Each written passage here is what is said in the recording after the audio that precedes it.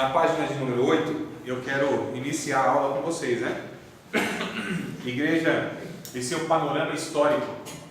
Então nós vamos discorrer hoje um pouco sobre a igreja durante 1.200 anos. Um período de 1.200 anos, eu vou tentar trazer uma síntese, um resumo para vocês. Acredito que vocês já tenham lido o conteúdo. Aleluia. Acredito que vocês já têm aí algumas informações. Se não fizeram isso, deveriam fazer, amados. Tá certo? Fazer a leitura aí do conteúdo que vocês têm na mão. Nós combinamos isso, nós sugerimos isso, né? Pegando na mão o material, toda semana lia lá 3, 4 páginas.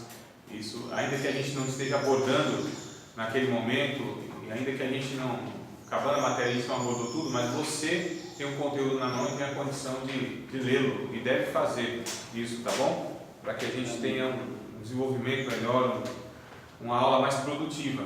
Porque a ideia aqui não é que um fique falando, né, só, mas para que a gente possa estudar juntos, para que a gente possa dialogar, na verdade, mas a partir já de um material, né, de uma proposta já estabelecida, ou pelo menos proposta mesmo, né? Então vamos lá, a igreja e seu panorama histórico, na minha 8 deve ser igual a todo mundo. É isso mesmo, né? A igreja de Cristo, seus primórdios, estão acompanhando aí? Estão acompanhando, meus amados? Tudo certo? Meus queridos, vocês estão aí? Coisa boa, fiquei assustado, né? Sei que eu estou tendo a visão e não é real isso aqui. A igreja de Cristo e seus primórdios não procurou secularizar-se, nem buscar qualquer apoio de qualquer governo. Ela não procurou destronar César, disse Jesus, dai pois a César o que é de César, o que é de Deus, e a Deus o que é de Deus. Sendo uma religião espiritual, não visava rivalizar com os governos terrenos. Seus aderentes, ao contrário, eram ensinados a respeitar todas as leis civis, como também os governos. E aí vem todas as referências bíblicas, né? Lógico que não vai dar para a gente ler agora, mas é embasado na Bíblia essas informações aí. Havia, portanto, uma clara distinção entre igreja e Estado. Isso permaneceu assim nos primórdios, nos primeiros 3 séculos. Amados, é até uma cristocidência, o material, né, não foi nada programado com o momento que a gente está vivendo, para saber essa distinção de igreja e Estado. Igreja é uma coisa totalmente diferente, são esferas diferentes, tá certo? São esferas que elas não devem se misturar, não é que elas não se misturam. A gente viu que já se misturou na história e continua se misturando, mas são esferas que são interdependentes, e a gente precisa definir muito bem isso. A igreja, ela é uma proposta divina, tá certo? Com uma finalidade bem específica e clara, e nós vamos ver aqui o que é a missão, a origem da igreja e a missão da igreja. Então a gente precisa ter muito bem esclarecido esses pontos, para que a partir disso a gente possa saber o campo de atuação de um, o campo de atuação de outro, a função de um, a função de outro, né? Por exemplo, eu postei esses dias aí nas redes sociais que o Estado, ele age com justiça, não com a graça. A graça, ela é pertencente ao indivíduo cristão. Então é claro que a gente não vai tratar, por exemplo, a criminalidade com flores, né? Existem penas, existem leis que executam no sentido penal e etc, né? Então, assim, são duas coisas diferentes. A gente não pode confundir uma coisa com a outra.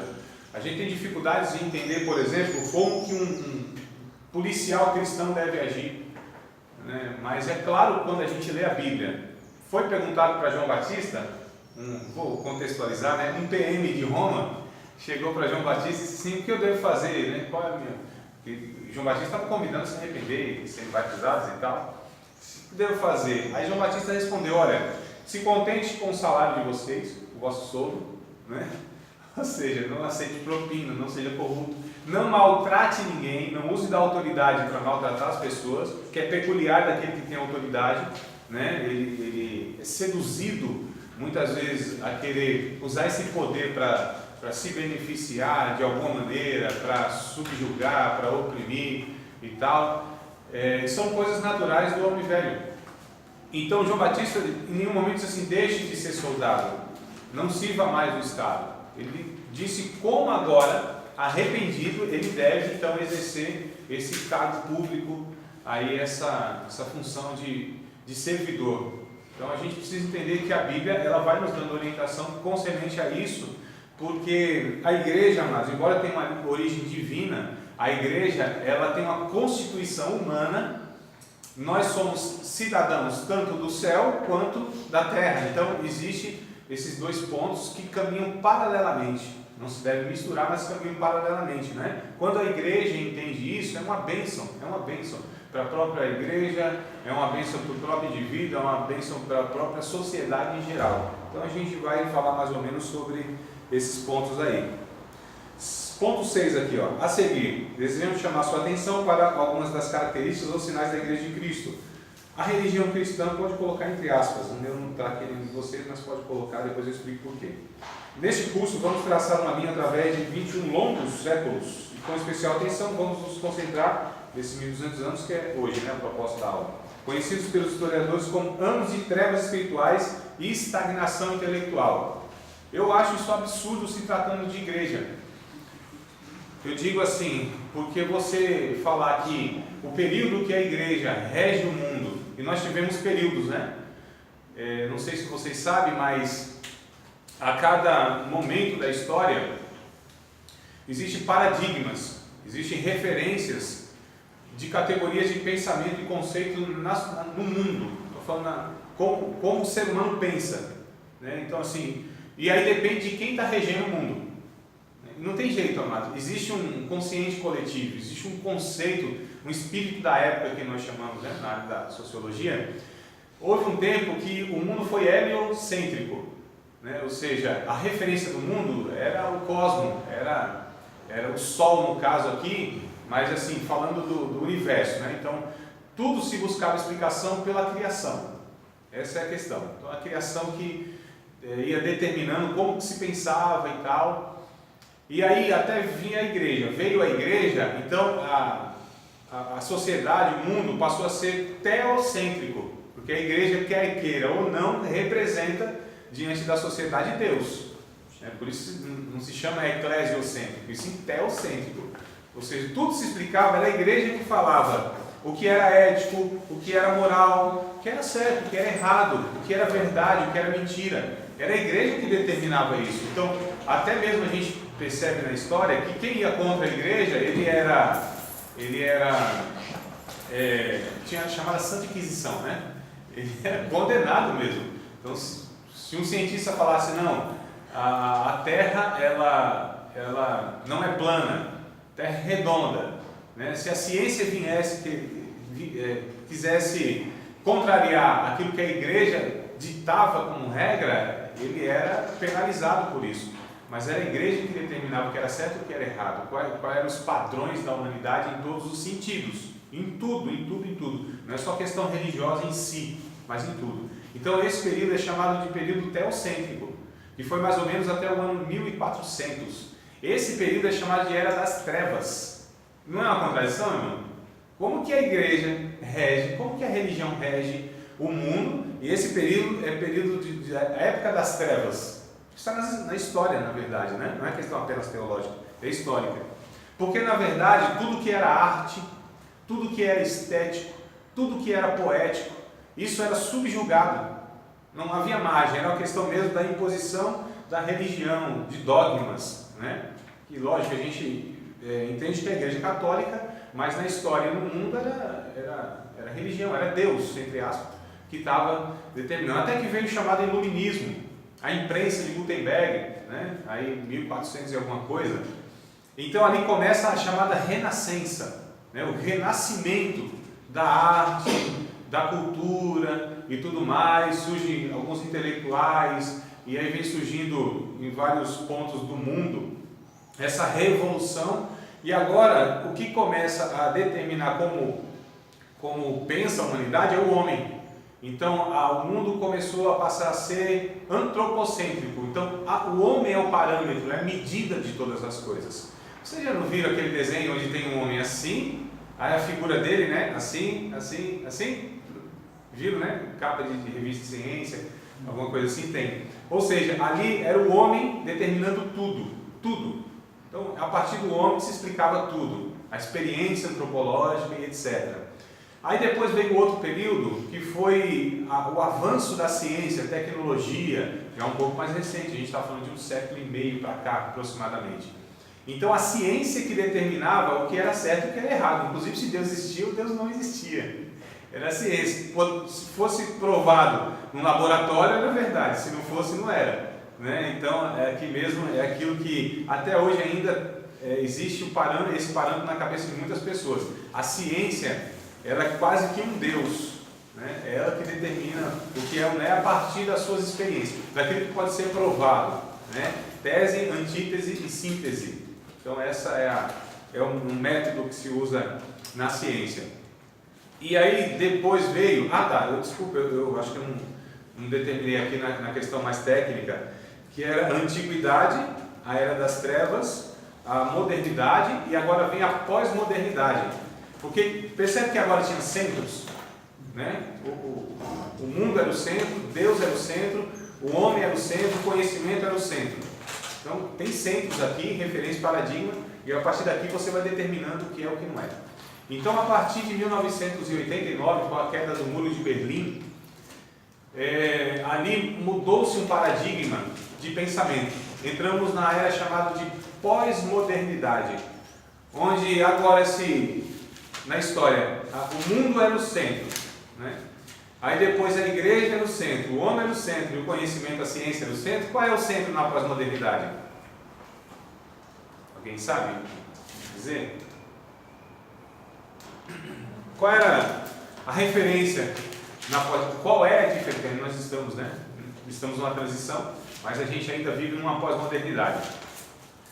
Não tem centro, amados. Não tem referência, não tem paradigma. Cada um com a sua verdade. Não existe absoluto na cabeça dessas pessoas. Quem é que tem a verdade? Eu me lembro que meu cunhado, ele é italiano, né? Mora na Itália, vive na Itália, e ele perguntou para mim uma certa vez: André, quem está com a verdade? Porque ele conhece o Vaticano. Ele sabe da realidade do Vaticano, né? E ele, olha, é italiano, né? Quem está com a verdade? Porque o Vaticano é assim, assim, assado e tal, né? O negócio é poder, é dinheiro e tal. Nenhuma novidade, né, irmão? São bases da religião, né? E aí ele falou assim: os hebreus estão com a verdade? Quer dizer, os judeus, né? A gente chama de hebreus. Os hebreus estão com a verdade porque matam em nome de Deus e tal. Ou os protestantes estão com a verdade? Aí eu falei: nem Vaticano, nem hebreus e nem protestantes. Seja todo homem mentiroso e Deus é verdadeiro, é o que diz a Bíblia, né? Então, o que é verdade? Verdade, perguntaram para Jesus: o que é a verdade? Não foi o governador lá? O que é a verdade? Jesus respondeu: eu sou o caminho, a verdade e a vida. Então a verdade, na verdade, é uma pessoa, não é um conjunto de regras, compêndio doutrinário, teológico, denominacional e etc. O que é a verdade? A pergunta nem é o que é a verdade, o quem é a verdade, porque a verdade reside-se em uma pessoa, não em um conjunto de sistema teológico, doutrinário, dogmático e etc. É uma pessoa, é o paradigma. Jesus é o centro, é a referência. Jesus é Deus como era e o ser humano como deveria ser. Quando a gente estuda as duas naturezas de Cristo, nós temos então essas duas referências, Deus e o homem, né? Então a gente fala isso: Jesus é Deus como de fato era. Quer conhecer Deus? Olha para a vida de Jesus, ele mesmo disse isso. Quer conhecer como o homem deveria ser? Então olha para Jesus. Nele estão os dois paradigmas, de Deus, divino, e humano. São as duas naturezas de Jesus, que é muito complicado a gente entender e estudar isso. Mas aí, só para entender, então na pós-modernidade não tem absoluto, cada um com a sua verdade. Por isso que a gente tem um bocado aí de pensamento, né? Embora use a Bíblia, né? Deveria pelo menos ser coeso em muitos pontos, mas é divergente. Então nós estamos em uma transição já de alguns poucos anos para cá. Dizem os sociólogos que nós estamos na hipermodernidade, que agora a base disso, a característica, né? São dois pontos que se tem: é a estética e o individualismo. Isso é muito forte na nossa sociedade. A estética, a aparência, como a gente se apresenta na questão mesmo da própria ideia grega, né, da jovialidade, do Deus homem, da estética mesmo, é uma preocupação enorme com o exterior, né, com a vida limitada aqui. E o individualismo, quer dizer, a sociedade já não pensa mais no coletivo. Isso reflete para a igreja, infelizmente. A gente vê nessa organização onde vai se perdendo o senso de coletividade, de corpo, e sempre direitos individuais em detrimento do coletivo. E aí não dá conta, a lei não dá conta. Como vai dar conta, irmão? Fazer tanta lei para você ter vários grupos onde cada um tem... Onde vai? O meu direito vai até onde? Né? É complicado isso aí. Se eu coloco vários indivíduos nesse coletivo, a gente não dá conta disso. Mas a gente está perdendo o senso da criação, que é coletivo. A igreja como um corpo está se perdendo isso também. Então a gente percebe, amados, e a gente precisa entender isso para que a gente tenha um pano de fundo, para que a gente comece a identificar aquilo que na história foi se apresentando como sendo fatores determinantes para que a igreja de Cristo fosse perdendo as características de igreja de Cristo e foi se tornando mais uma religião. O evangelho não tem nada a ver com religião, amados. Não tem nada a ver. A lógica da religião, ela é totalmente diferente da proposta do evangelho. O evangelho, ele ultrapassa qualquer proposta humana. Jesus veio combatendo isso. A gente percebe no capítulo 23 de Mateus, nossa, um capítulo todo, para não falar do resto do embate de Jesus contra os líderes da religião, né? E Jesus condenando todas aquelas propostas religiosas. E eram homens de Deus para o povo, para a sociedade. Eram homens santos, eram representantes de Deus, né? E aí a gente percebe que na história isso foi se confundindo, se misturando e foi se perdendo aí. E pouco se tem do evangelho hoje nas religiões evangélicas. É um absurdo, é um paradoxo e a gente percebe que se a gente não tomar cuidado, a gente vai repetindo a história, porque não aprendeu a lição dela, né? Quem não aprende a lição tem que fazer de novo, vai para a recuperação, quando não é reprovado. Então, só para destacar aqui, ó, que esses anos foram chamados anos das trevas, né? Foram esses 1.200 anos que marcaram o estabelecimento definitivo de um sistema religioso opositor da verdade. Sistema religioso que se opõe à verdade. Então, olha só como o negócio é muito sutil, né? Vamos lá na página 9, amados. É verdade que foi muitas vezes escurecida e terrivelmente desfigurada. Não obstante, haverá sempre alguma característica indelével. Então, não pode ser apagada, está aí, né? Os anais da história. Alguns poucos fiéis esparsos. Alguns fatos lamentáveis de perseguição, mas que nos deixarão de sobreaviso. Cuidadosos e suplicantes para que esses fatos não voltem a se repetir. Encontraremos os opositores da verdade, muita hipocrisia, como também muita farsa. A gente parece estar falando dos dias de hoje, né, irmão? Então a gente está falando de séculos e séculos atrás lá. Vamos ver a parte 1 aqui, sobre a igreja do Novo Testamento, que é o paradigma. Lembra que eu falei que a gente precisa ter um paradigma, uma referência? Então, a gente sempre tem que recorrer à Bíblia Sagrada, amados. Todas as vezes que a igreja ela deixou a Bíblia como referência, né? Porque a Bíblia é a nossa regra, a única regra de fé e prática, é a única. Nós não confiamos em proposta religiosa nenhuma, porque nós nos perdemos quando a gente confia na nossa capacidade de discernimento do certo e do errado. A gente sempre recorre à Bíblia. Todas as vezes a gente precisa recorrer à Bíblia. Quando se deixa a leitura bíblica, o estudo bíblico, a gente vê que o negócio vai se descambando, é fato. Então vamos recorrer aqui para o paradigma que foi deixado na Bíblia no Novo Testamento, tá? E a ressalva é Novo Testamento. Novo Testamento. A igreja brasileira, ela está querendo voltar aos moldes e aos parâmetros da antiga aliança, da velha aliança. Nós chamamos isso de judaização do cristianismo. É o que a gente vê nas igrejas, né? Evangélicas.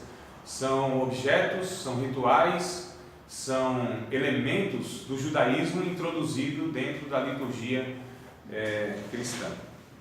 Isso é um problema grande. Vamos lá, Igreja do Novo Testamento. A história da igreja é mais interessante, é o mais interessante de tudo que pode ser encontrado em qualquer literatura, não só para aprender sobre a origem e a missão da igreja. Então coloque aí, origem da igreja. Pode escrever se quiser. Se não quiser, só ouça. Hoje nós estamos vendo uma transformação da igreja. Eu não pesquisei o passado, mas parece que hoje cada igreja quer pôr um representante lá dentro do governo. Isso. Então, parece que hoje nós, evangélicos, estamos querendo se envolver com as coisas do governo. Exato. Antes não tinha esse negócio de representante, bancada. Parece que hoje nós estamos indo ao inverso. Exato. Ao invés de se preocupar com as coisas de Deus, estamos falando. Quando é interesse, irmão Antônio, que é um indivíduo. Pior que os nossos estão indo para a cadeia também, junto com os outros. É muito, então. Quando é uma proposta do indivíduo cristão como cidadão, não tem problema nenhum. Né? A gente vê na história o José, o Moisés, o Daniel, o José de Arimateia. Então nós vemos na história indivíduos, né, cristãos, que eles exerceram a sua cidadania e eles então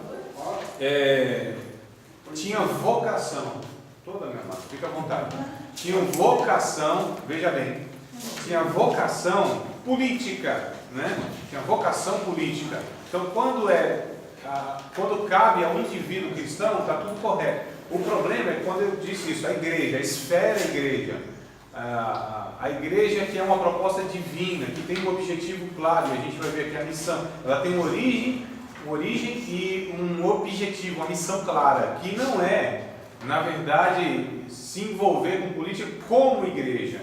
Como indivíduo, não tem problema, seria uma bênção nós termos entre os nossos governantes, homens de Deus, mulheres de Deus, pessoas que tivessem senso de justiça. O problema é quando o indivíduo, lembra do que eu falei agora há pouco, dos grupos? Então, quando entra um político para representar tal grupo, quando entra um político para representar tal grupo, e o que a gente vê na nossa organização política é um monte de gente brigando pelo seu próprio grupo, e não vai dar certo nunca, amados, cada um buscando seus próprios interesses. Então, por exemplo, um político que tenha premissas, princípios, valores cristãos, ele jamais deve representar o povo cristão. Ele precisa ser um político que represente a sociedade, ele precisa agir com justiça, né? Igualitariedade, isonomia. Então, o problema é isso. Esse é o grande problema, é quando se confunde as esferas. Então, a gente não quer conquistar o mundo, a gente não quer dominar o mundo, né? Nós não somos muçulmanos, não tem essa pretensão. A gente quer sinalizar o reino de Deus como igreja. Como indivíduo cristão, nós sinalizamos o reino de Deus, que é um reino de justiça. É um reino onde todos devem ser tratados iguais, a mesma condição. Né? O pobre não deve ser tão pobre que tenha menos do que o necessário para viver. E a riqueza não pode vir por meio da exploração, da opressão. Então, a visão aqui deve ser holística, né? Deve ser um todo. Então, o problema é não entender esses pontos. Aí se confunde, aí só Deus. Aí a gente vê todo esse balaio de gato. Se fosse gato aí não estava bom, né? Eu queria usar o termo aqui, mas não vou pelo horário. A gente vê toda essa confusão, essa Babel, porque cada um de fato está confundindo o seu papel, e aí a gente vê, por exemplo, pessoas mais escandalizando o nome de Cristo do que honrando o nome de Cristo, por não entender, por não serem nem pessoas que tiveram experiência viva, real, com a regeneração e tal. É muito complicado. Mas vamos entender aqui a origem, mas nós vamos voltar nessas discussões aí, viu, irmão? A origem da igreja, ela tem origem em Atos capítulo 2, historicamente, né, escrituristicamente, em Atos capítulo 2, a origem dela é em Cristo, ela é fundada pelo Espírito Santo em Atos 2, né? Mas a origem da igreja é divina, é uma proposta divina, não é uma instituição humana, não foi um ser humano que disse vamos fazer tal coisa, pensou a igreja. Quem pensou a igreja foi Cristo. Ele disse em Mateus capítulo 16, Eu edificarei a minha igreja, as portas do inferno não prevalecerão contra ela. Então eu, né, edificarei, edificado em Cristo. 1 Coríntios capítulo 3, verso número 11, se não me falha a memória, Paulo diz que ele, como sábio arquiteto, pôs o alicerce, pôs a base, que é Cristo. Cada um veja como edifica sobre esse alicerce. Tem a base, não é suficiente, precisa ver como está edificando sobre esse fundamento que é Cristo. Então Cristo, ele é o fundador, ele é o alicerce, a pedra de esquina. O Espírito Santo é quem inaugura essa igreja em Atos capítulo 2, né? A vinda do Espírito Santo é que dá início historicamente na igreja de Cristo. Então ali a gente percebe que tem uma ação divina, unilateral, é Deus que traz a proposta da igreja. Então ela tem uma origem em Deus, não é uma proposta humana. Ela tem uma missão, a missão da igreja. Nós já falamos aqui na matéria passada, porque é uma matéria que ela, lógico, tem uma semelhança, né? A gente falou de igreja, agora vamos falar da história da igreja, né? Então a gente vai voltar aí a alguns pontos. Lembra da missão da igreja? Quem lembra, Marcos? Urbanos ou transculturais, né? Não é isso? Propagar o Evangelho? Não, esses são pontos. São pontos. Não, desculpa. São pontos, né? Tira a minha opinião. Não é que está de todo errado, isso faz parte também. É que a missão da igreja. É a missão da igreja, né? Eu coloquei até de outra maneira, a gente vai abordando com vários outros termos, mas no fim para dizer a mesma coisa, né? Só para que a gente vá alargando o pensamento e tal. Porque quando eu disse em eclesiologia, a missão da igreja era manifestar com a maior densidade possível aqui agora o reino de Deus se manifestará ali além. Esse foi um termo de conceito que eu trouxe para vocês. Agora eu vou trazer outro. Isso tudo vai agregando no pensamento, né? Então a missão da igreja eu coloquei aqui: anunciar a Cristo, manifestar o reino, e aí de diversas formas, e fazer discípulos, né? Então uma coisa está ligada à outra, são inseparáveis. Então a missão da igreja é anunciar o Cristo, manifestar o reino de Deus. Como se manifesta o reino de Deus? Aliás, como é possível manifestar o reino de Deus? Quando se faz discípulos, e a gente vai retomar depois de fazer discípulos, tá? Então, qual é a missão da igreja? Anunciar o Cristo, apresentar o Cristo. Não é se promover, não é subjugar as outras culturas, não é se sobressair a ponto de ela ser, e nem os seus líderes, lógico, né? E nem a sua doutrina, nem a sua filosofia está acima do Cristo. O Cristo tem que ser revelado pela igreja. A igreja é o corpo visível do Cristo, que por sua vez é a cabeça, ou seja, que rege toda essa igreja. Então, quem é a igreja? É o corpo visível de Cristo. É a representante legal, devia ser os dois sentidos dessa palavra legal, na terra, tá certo? No meio da instituição. Diga, mano. Não, esse legal não fica legal. Não ficou legal? Não. Legal porque não pode ser de uma maneira... Bom, aí depende, né? Depende... Não, mas é porque tem os dois aspectos, o institucional e a organização e o organismo. A instituição, a igreja, ela se faz necessário quando é possível.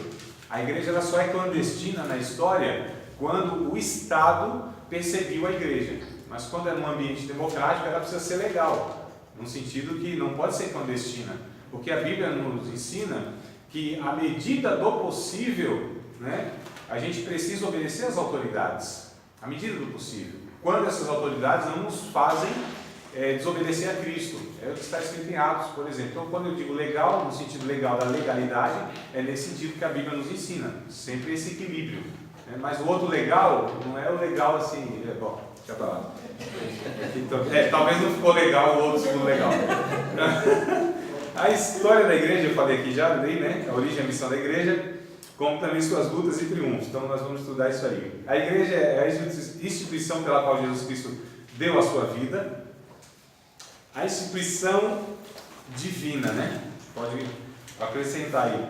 Porque não é instituição, pela instituição. É a instituição da sociedade que se reúne no nome dele. Foi por ela que Jesus morreu na cruz. Jesus curou muitos doentes que possivelmente tiveram outras doenças, envelheceram e morreram. Então veja bem. Jesus também ressuscitou a muitos, os quais voltaram a morrer. Porém, o único que permaneceu foram seus ensinos deixados para a instituição da qual ele falou, porque o inferno não prevaleceria contra ela.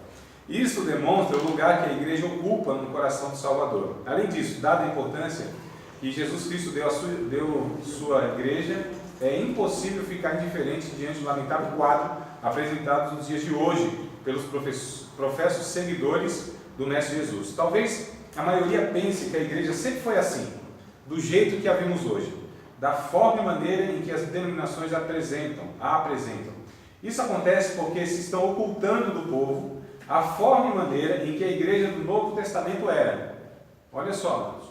Então a gente vai recorrer aqui ao Novo Testamento, Atos especificamente, e algumas cartas de Paulo, para a gente ver de fato como que a igreja de Cristo, a igreja que nasceu vitalizada pelo Espírito Santo, regida pelas Escrituras Sagradas, né, pela doutrina dos apóstolos e dos profetas, como que ela se conduziu diante, inclusive, de vários problemas éticos, morais, espirituais, religiosos, políticos e etc. Como que a igreja lidou com tudo isso? E aí a gente vai ver aqui. O propósito dessa investigação.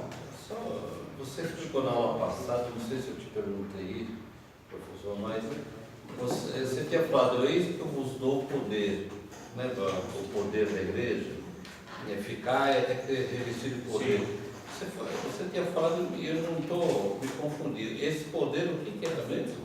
O poder de Jesus disse, esse de Lucas, capítulo 24, não, no capítulo 24, Jesus fala isso. No capítulo 1 de Atos é onde se cumpre isso, né? Isso. A fala de Jesus está em Lucas, capítulo 24. Vamos retomar então os pontos aí para que a gente esclareça, ou tenta esclarecer pelo menos, né? Vamos ver o que seria esse poder, para quem que era isso, e o que era o poder, né? Capítulo 24 de Lucas, é onde tem a fala de Jesus. Então vamos seguir os passos aqui dos textos para que a gente chegue então até aí. Capítulo 24, versículo de número 48 e 49. Para ser mais preciso, do 47, tá bom? Desde o 47. Então Lucas 24, 47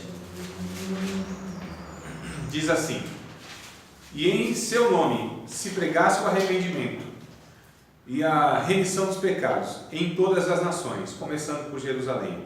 E dessas coisas sois vós testemunhas. Eis que sobre vós envio a promessa de meu Pai. Ficai, porém, na cidade de Jerusalém, até que do alto sejais revestidos de poder. E aí nós vamos para Atos, capítulo de número 1, versículo de número 8, onde Jesus ele vem ratificando, né, essa mesma ordem.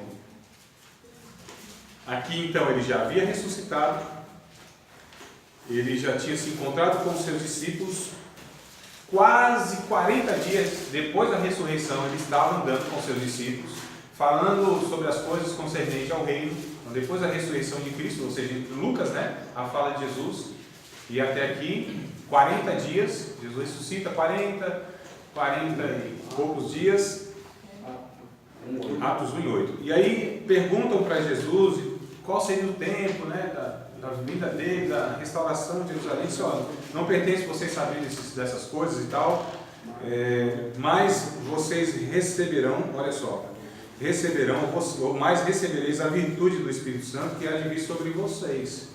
Vocês vão ser minhas testemunhas, tanto em Jerusalém, como em toda a Judéia e Samaria e até os confins da terra.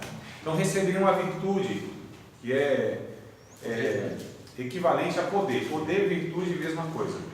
Para que seria esse poder? Que poder era esse? Bom, o primeiro poder que a gente encontra nesse sentido está, na verdade, em João, capítulo de número 1. Evangelho de João, capítulo de número 1. Verso de número 11, principalmente o 12 e depois o 13. Eu vou pegar o 11 porque a gente precisa entender essa proposta de Jesus quando veio. Porque ele veio para o que eram os seus. Os seus não o receberam, verso 11, isso me faz memória. Mas todos quantos o receberam, deu-lhes o poder de serem feitos filhos de Deus, a saber, aos que creem no seu nome. Então, qual é o poder que um cristão recebe? Primeiramente, o poder de ser feito filho de Deus. Então, que poder é esse que um filho recebe? É o poder de gerar vida, porque poder é para gerar vida, não é para morte. Só Deus tem poder para dar vida. Poder para dar morte, qualquer um tem. O diabo, os seres humanos, né? Eu quero ver poder para dar vida. Então, o poder de serem feitos filhos de Deus. Olha que coisa interessante. Esse é o poder que nós recebemos. O poder da vida. Ser feito filho de Deus. Aí, quem tem o poder da vida, também não tem problema com o poder da morte. No sentido que eu vou sempre morrer para ter vida. João capítulo 12, Jesus disse isso. Né? Que se o grão de trigo ele cair na terra e ficar só, ele morre, mas ele fica só, não dá fruto. Mas se ele morrer, ele produz vida. E aí a gente vai ligando então o poder que Jesus disse em João, o poder que ele disse que ia dar em Lucas, o poder que é dado aqui em Atos. E o poder em Atos é para ser o que? Mártir. Recebereis virtude para ser minhas testemunhas, para ser meus mártires. A palavra no original é essa, né? Vocês vão ser meus mártires, aqueles que vão morrer, olha só, por minha causa. Então vocês vão receber poder para morrer, porque já receberam poder para viver. Então quem recebeu poder para viver não tem problema em receber poder para morrer. Não é para matar, é para morrer. Né? Então o que é esse poder de fato?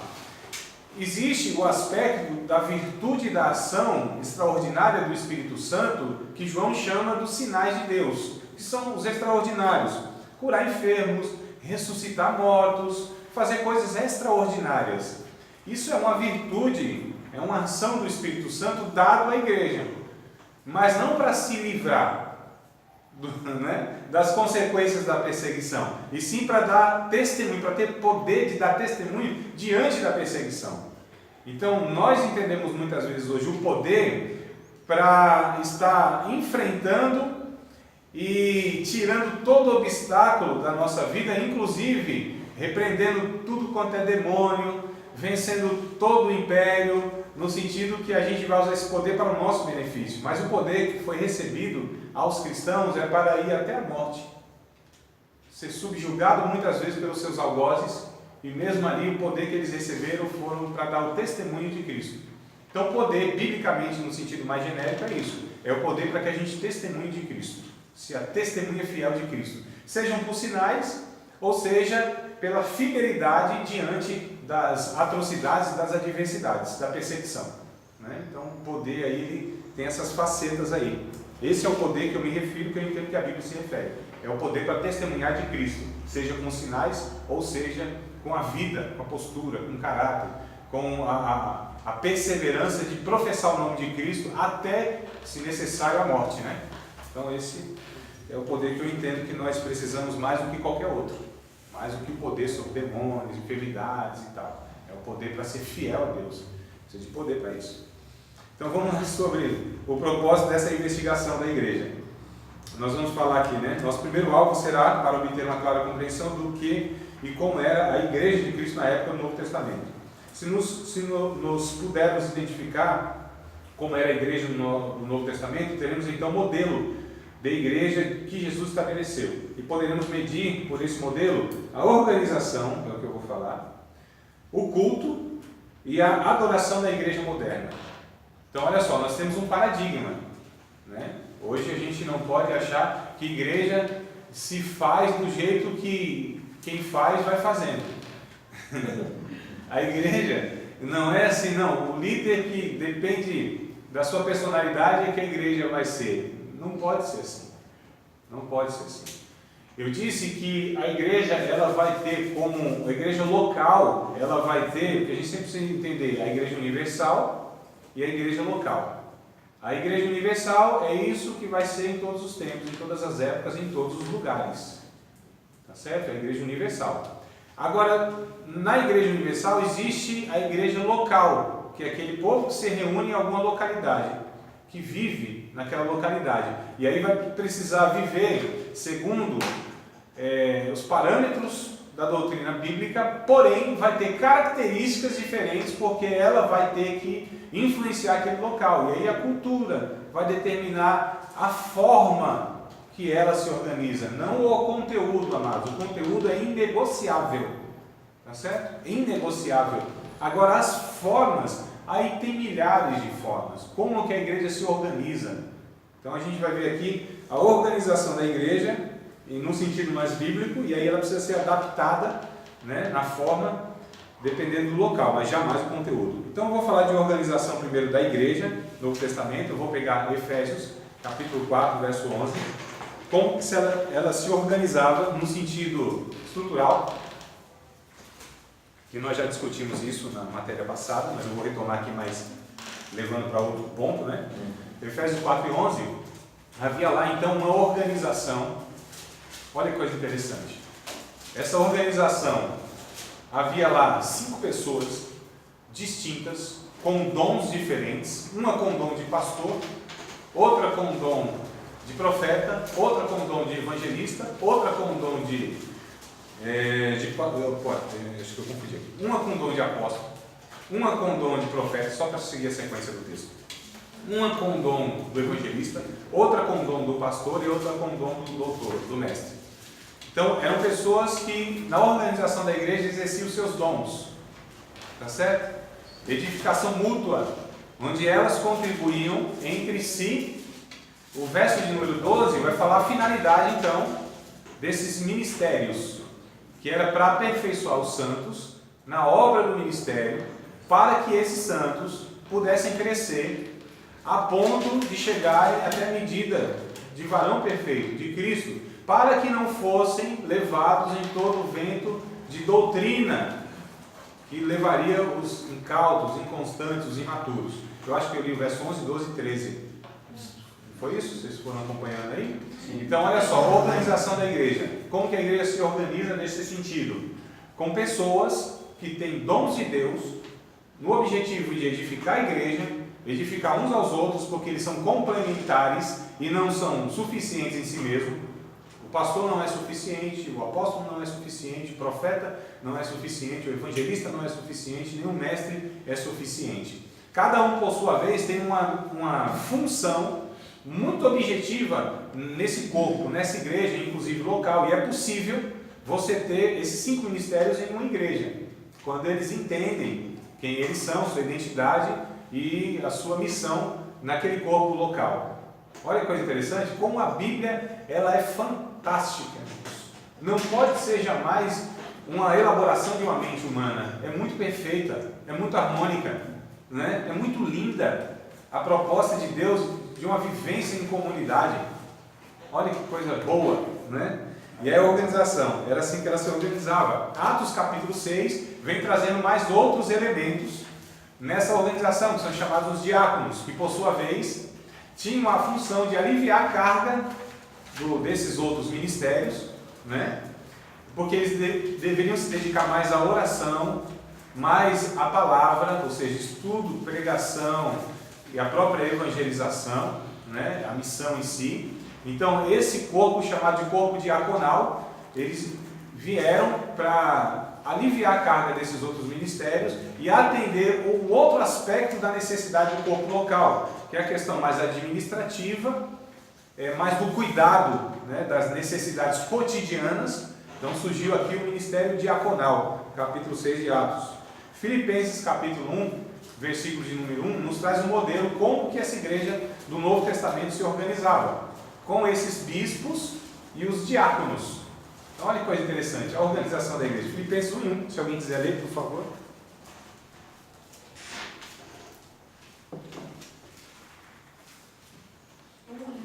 1 e 1 de Filipenses.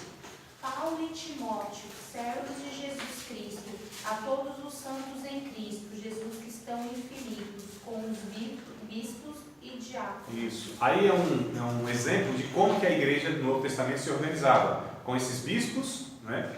Com esses episcopos, com esses obreiros, esses ministérios e com os diáconos também. Eram as duas pontas então. Uma ponta nessa edificação da igreja, nessa propagação da igreja, e outra ponta no cuidado mais cotidiano, administrativo da igreja. Os bispos e diáconos. Aqui está falando de uma igreja local, tinha tudo isso. Tá? Então essa é a organização básica da igreja. O culto da igreja. Como se dava o culto da igreja? O capítulo 14 de 1 aos Coríntios. A gente não vai, lógico, estudar todo o capítulo 14, mas que seria enriquecedor se vocês estudassem.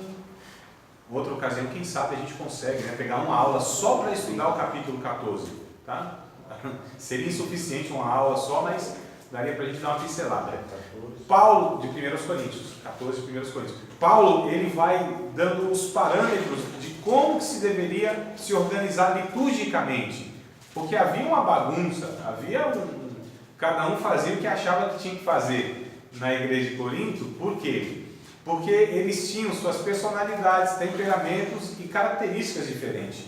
Então a igreja, ela se reunia sem propósito, de uma forma totalmente pagã, no sentido de pensamento da organização, ou seja, cada um iria se reunir ali para que eles pudessem ser edificados, eles individualmente, em detrimento do coletivo.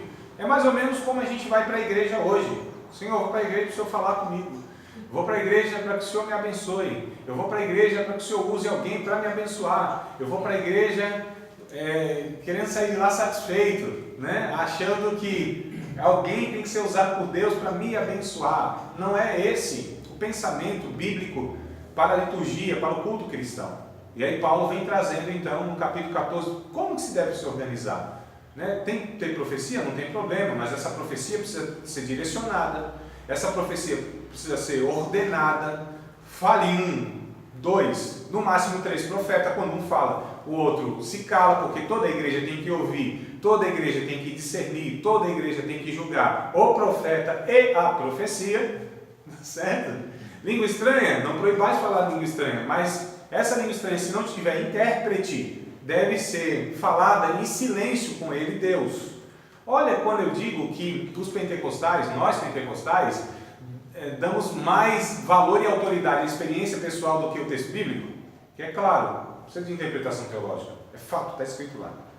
E o que acontece? Aí Paulo vai ordenando. Então, quando vocês se reúnem, para que vocês vão se reunir? Como vocês vão se reunir? Que objetivo que vocês vão se reunir? Vamos ler o verso número 26, do capítulo 14? Ele diz claramente lá qual que é esse objetivo.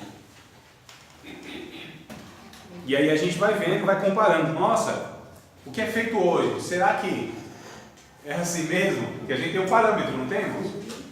Que eu não posso ser assim a minha verdade, me organizo como eu quero, mas sim como a Bíblia ela ensina. É o que acontece, como quer, não como algumas vezes, né? É como eu acho.